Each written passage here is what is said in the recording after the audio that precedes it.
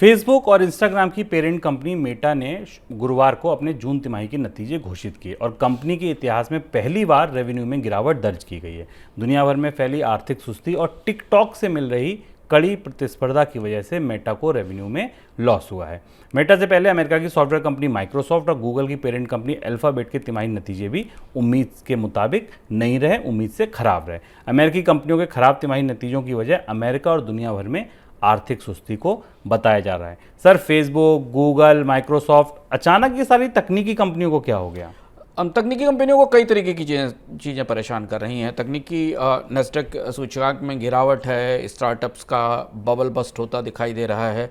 इस पर हम इस बार के इकोनॉमिका में विस्तार से आपको बताएंगे कि तकनीकी से शेयरों के साथ, तकनीकी बाजार के साथ क्या हो रहा। लेकिन पहले ये समझें कि मेटा यानी फेसबुक के साथ क्या हुआ। मेटा को सबसे ज़्यादा नुकसान हुआ यूरो की गिरावट से, क्योंकि गूगल, फेसबुक, माइक्रोसॉफ्ट जैसी कंपनियों के रेवेन्यूज़ अलग अलग करेंसीज़ में होते हैं, वो केवल अमेरिकन अर्थव्यवस्था में भी नहीं होते।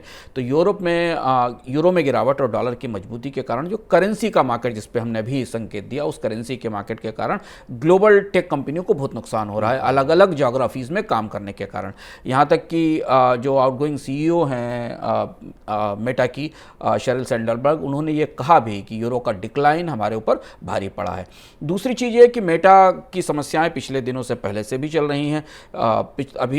पिछले 2 क्वार्टर में पहले फेसबुक ने या मेटा ने ये बताया था कि उनके डेली एक्टिव यूज़र्स में तेज़ी से गिरावट आई है, यानी लोग फेसबुक का इस्तेमाल कम कर रहे हैं। लेकिन हालांकि बाद में डाउ, जिसको बोलते हैं डेली एक्टिव यूज़र्स का रेट है, उसमें थोड़ी बढ़ोतरी दिखाई दी है। लेकिन अभी भी मंथली इस्तेमाल या मासिक रूप से फेसबुक के इस्तेमाल में गिरावट बनी हुई है।